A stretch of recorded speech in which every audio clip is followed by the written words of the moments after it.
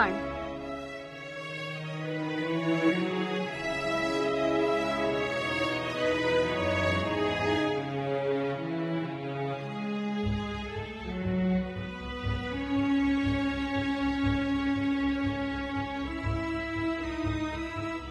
अहो नका नाडीला हात लावू. पण नाडी सम चालली का विषम चालली ते बघायला पाहिजे ना.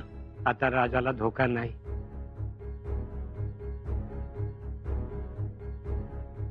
जीवावर बेतलं होतं, आता पिढा गेली.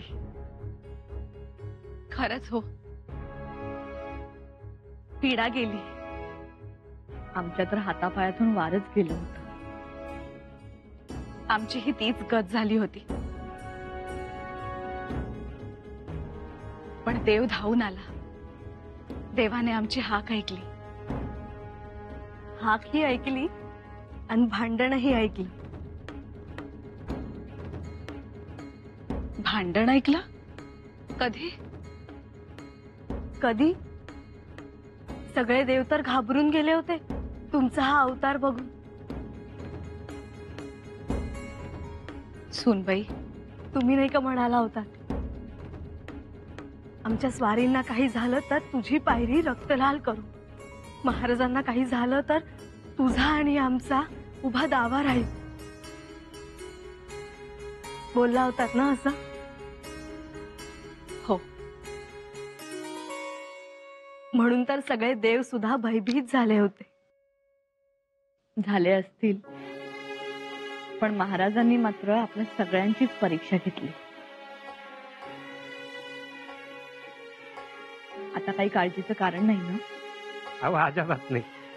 तुमची पुण्याई थोर म्हणून ही संजीवनी होती माझ्याजवळ. पण तुम्ही ज्याला संजीवनी म्हणताय ती द्रोणपुष्पी तर नाही ना? आता आम्हाला हो काय ठाव, आम्ही जंगलातली माणसं. पण ह्या आया बाया संधीबंदी भेटतात आणि हे झाड तर अलीकडे दिसतच नाही. अहो जनावर खाऊन टाकतात रोगासाठी. देव वनस्पती आहे. तुम्ही आलात धावत पळत. अहो नाही नाही, स्वराज्याच्या राली ना असं हात नाही जोडायचा. बरं नाही येऊ, तोंडावर पाणी भरून येतो.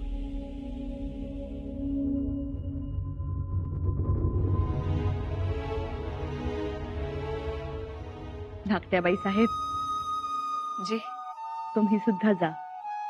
आंघोळ पांघोळ करून घ्या, देवपूजा करून घ्या. आम्ही मंगळाईला जाऊन येतो. देवीची खाणा नारळाने ओटी भरतो. आम्ही येऊ तुमच्या सोबत. मग तर दुधात साखर.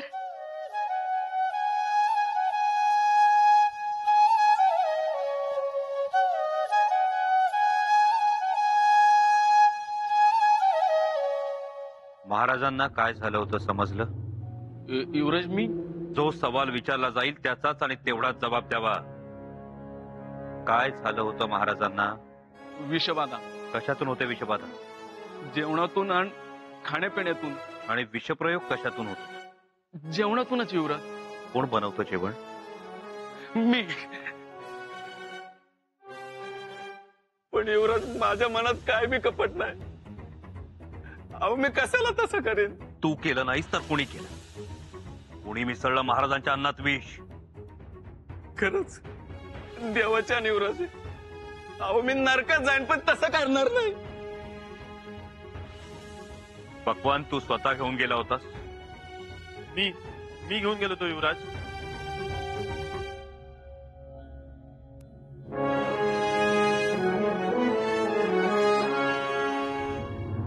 तू घेऊन गेला होतास. खान साम्यानं पक्वान बनवलं, तू महाराजांकडे घेऊन गेलास. ठीक. महाराजांसमोर पक्वान चाखून कोणी बघितलं? मी नाही चाखून पाहिलं. कोणी बघितलं? तो गडावरचा माणूस होता. कोण होता? पहारेदार. खानसामा रिवाजाप्रमाणे ताटातील जिन्नस कुणी चाखून बघायला पाहिजे होते. मी युवराज. मग का बघितले नाहीत? युवराज, मला वाटलं हा चाकून बघेल. हा सुद्धा सेवकच आहे ना इथं, आणि रोजचं जेवण तोच चाकून बघतो. हो, पण त्याच दिवशी मी न्याहारी नाही चाकली. मग हे दुर्लक्ष का? चुकून झालं की आणून बुजून एकालाही सोडणार नाही आम्ही. पायात कोलदांडे अडकवून राखेचे तोबरे भरू, तेव्हा खरं बोला. युवराज, माझी काय बी चूक नाही. अहो खरंच मी काय केलं नाही.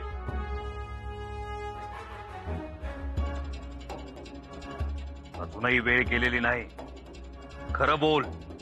तुला इनाम मोहरा यांचं आमिष कुणी दाखवलं त्याचं नाव सांग. नाही युवराज, खरंच मला ठाव नाही.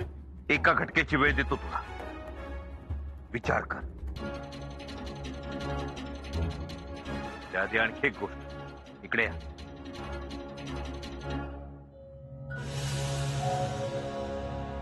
महाराज बरे झाले याचा केवढा आनंद. स्वर्ग 2 बोट राहिला आम्हाला, पण तोही आम्हाला साजरा करता येत नाही. काय झाले? तुम्हाला कोणी मना केली? मना केली नाही, पण किल्ल्यावर चौकशी सुरू झाली आहे. होऊ द्या ना चौकशी. चौकशी तर व्हायलाच हवी, कारण ही घटना साधी सुधी घटना नाहीये. नशीब बलवत्तर म्हणून महाराज वाचले यातून. चौकशी व्हायलाच हवी, घटनेच्या मुळापर्यंत जायलाच हवं. आणि जो कोणी सापडेल त्याला शिक्षाही महाराजच देतील.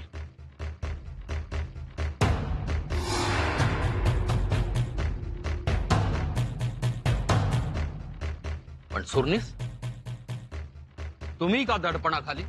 आम्ही दडपणाखाली म्हणजे? पहारे आमचे होते, गडावरची माणसं आमची होती. आता तोच धागा धरून आम्हाला चौकशीला सामोरं जावं लागेल असं वाटतं. मला तरी वाटत नाही तसं. मलाही वाटत नाही, पण तुम्हीच सांगा, स्वप्नातही आमची माणसं अशी वागतील का? नाही ना. नाहीच करणार. पण तुम्ही हे ठामपणे सांगा ना युवराजांना. आम्ही सांगू, पण त्यांनी ऐकलं पाहिजे, समजूतदारपणा दाखवला पाहिजे, नाहीतर सगळंच मुसळखेरात जाणार. अहो ती भीती वाटते हो. तेही आहेच. त्यात त्यांचा संताप वाढलाय.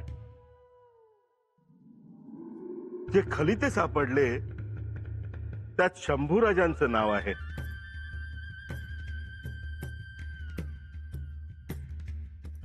त्यात त्यांचं नाव कसं आलं ना? त्यात त्यांनी कट रचलाय असा उल्लेख पण आहे. म्हणजे नाव यांचं आणि हे दुसऱ्यांना धोपाट्या घालतात. हा काय न्याय झाला? आणि दुसरं म्हणजे तमाम रयत महाराजांना परमेश्वर मानते. परमेश्वर ही कशाला असल्या उचापती करेल? खरं तर हा विषय आता संपवायला हवा. नाही, आता धार येणार या विषयाला. आणि बघा आम्हाला जबाबदार धरतील की नाही ते. पण तशी वेळ आली तर मग त्यांच्या रानात आमचा उकीर असेल. म्हणजे माकडणीची गोष्ट माहित आहे ना? जेव्हा माकडणीच्या गुडघ्या एवढं पाणी येतं तेव्हा ती पिलाला कडेवर घेते. जेव्हा कमरे एवढं पाणी येतं तेव्हा माकडीण पिलाला खांद्यावर घेते, मग डोक्यावर घेते. पण तेच पाणी माकडणीच्या नाकातोंडात जाऊ लागतं तेव्हा ती त्याच पिलाला आपल्या पायाखाली घेते आणि आपला जीव वाचवते. अनाजी पंत, आता आमच्या नाकातोंडात पाणी जाण्याचा संभव वाटू लागलाय. देव कृपेने तसं होऊ नये.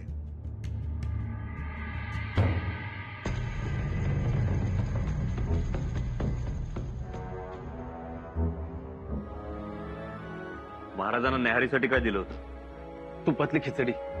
तूप कुठे? हे काय याच्या ते धाकल्या राणी साहेबांनी दिलं होतं. हो, पण त्यांनी रायगडावर दिलं होतं. इथं येईपर्यंत किती जणांच्या हातात गेला असेल कुणास ठाऊक.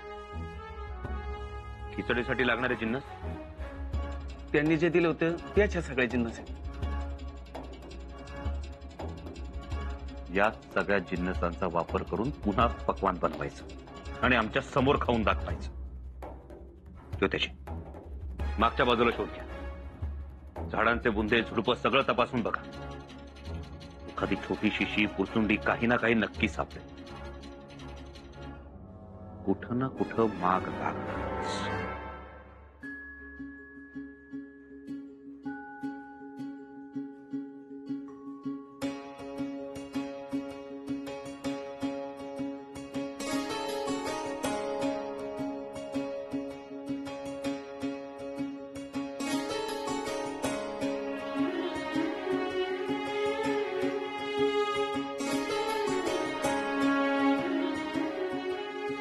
आता कसं वाटतंय राजा?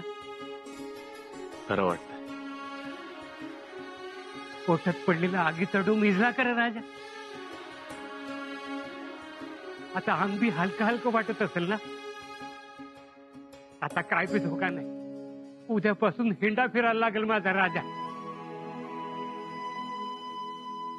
वैदू बाबा, खायला मागितलं तर काय द्यावं? भाताची पेज द्या आणि दुपारी भात द्या तुपाचा. खिनभरानं आणा. आणतो आम्ही. सुनबाई, तुम्ही थांबा, आम्ही घेऊन येतो. ते मातोश्री, तुम्ही कशाला? आम्ही आणू. थांबा तुम्ही. चवीसाठी मीठ घालावं का? सुरमट बनवा नेहमीसारखं. बर, आलो सांग. गडकरी, तुमची नेमणूक कोणी केली? सुरनीसांनी. किल्ला जिंकला तेव्हा आम्ही त्यांच्या फौजेत होतो. सुरनीस पंत म्हणाले, रायगडाहून गडकरी येईपर्यंत हंगामी ताबा तुम्ही घ्या.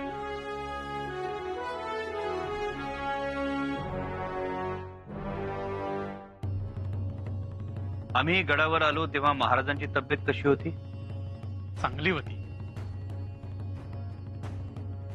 रात्री आम्ही महाराजांसोबत थाळा घेतला आणि सकाळी गडावरून निघालो. हो, तुम्ही घुटमळलात 1-2 वेळा. सकाळी महाराजांची तब्येत कशी होती? चांगली होती. तुम्ही गेलात, न्याहारी गेली आणि तेव्हापासूनच त्यांची तब्येत बिघडली. त्याचं कारण? अन्नात विष मिसळलं गेलं. पर युवराज, आम्हाला काही ठावं नाही. मग कुणाला ठाऊक पाहिजे? माफी युवराज. जेव्हा छत्रपतींनी तुम्हाला सन्मानाचा घास दिला, त्यांच्याच अन्नात विष कालवता? नाही युवराज, आई भवानीची शपथ. शपथा वगैरे घ्यायची काही गरज नाही. तुम्ही देवाच्या पायाशी नाही, आमच्या समोर उभे आहात. पण आमच्याकडे दया माया नाही. चुकीला माफी अजिबात नाही. युवराज, ज्या दिवशी आम्ही गडावर आलो त्या दिवशी बुरुजाखाली काय बोलत होतात? मी काही नाही युवराज. मी कशाला काय बोलू? तुम्ही बोलला नाही. काही नाही बोललो.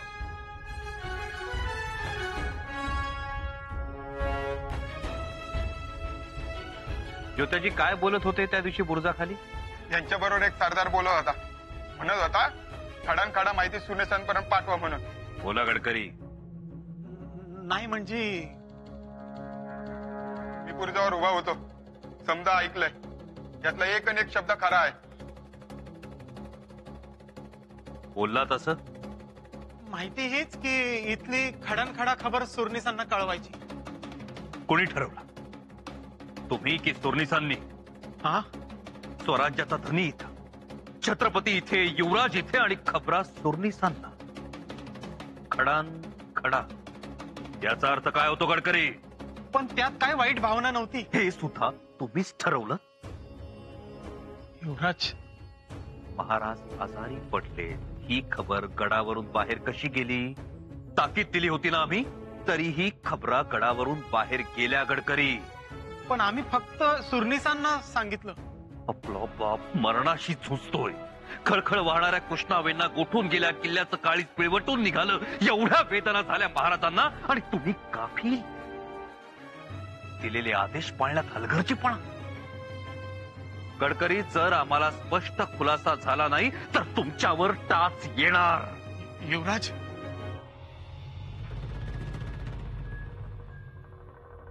युवराज, महाराज आपली वाट बघत आहेत.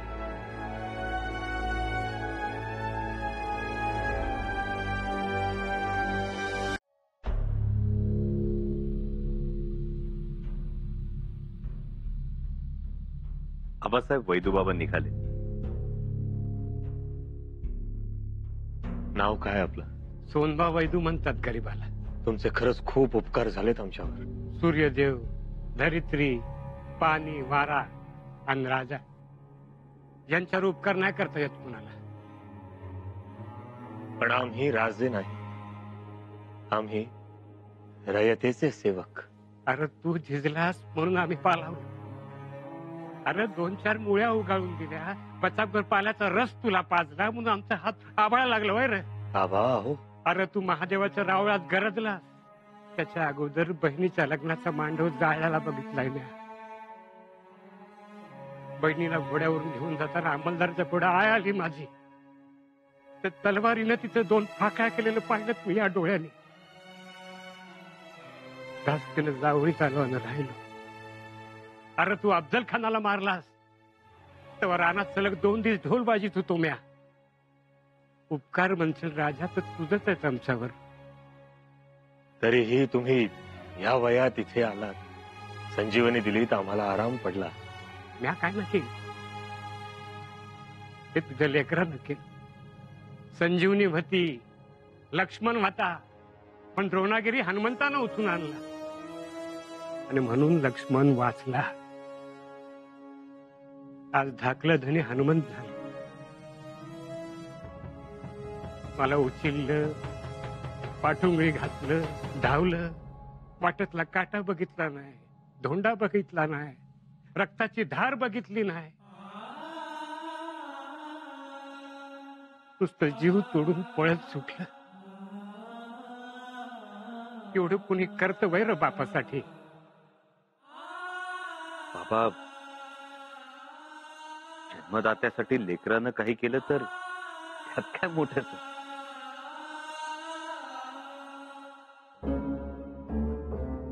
महाराज क्षमा असावी, आम्ही आलोच.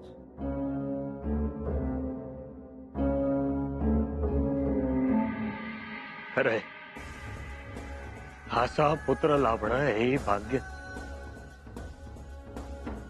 आमच्या शंभूराजांचा आम्हाला सार्थ अभिमान आहे. अहो, आमच्यासाठी तर फार वेडेपिशे होत आणि कर्तव्यासमोर तर स्वतःच्या जीवाचीही पर्वा कधी केलेली नाही. इतकं सगळं करूनही कौतुकही ऐकायला थांबत नाही. पाहिलं ना?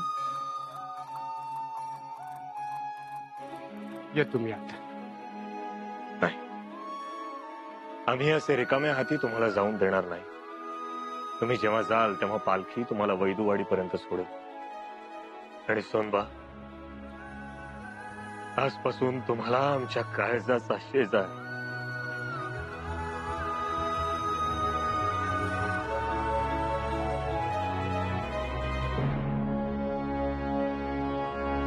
चुकलो पंत, चूक झाली. अहो चुकून बोललो. चुकून शेण खातोस का रे कधी? नाही. मग असं कसं बोललास? शरम नाही वाटत? आता पाय पडतो पंत, पुढे नेऊ नका. वाटलंच तर दोन पायथ्यान जास्त मारा, पर माफी द्या. तुला कुठे ऐकायला मिळालं हे? हा? गलती झाली, पुढे नाही होणार. पुन्हा ते पुन्हा थांब, तुला चांगलाच फोकाळून काढतो. अरे निर्गोडीचा फोक आणा. काय चाललंय पंत? युवराज, आपण मध्ये पडू नका. आपण झालंय काय? का मारतात त्याला? ते मी सांगू नये आणि ते तुम्ही ऐकू नये. युवराज, माफी असावी, पुन्हा याची चूक नाही होणार. मनाची पंत, काय झालंय आम्हाला कळावं. अहो युवराज, तुम्ही तिकडे तपास करता महाराजांना कुणी विष घातलं म्हणून, आणि हा सुकाळीचा इथे म्हणतोय युवराजांनी विष घातलं म्हणून.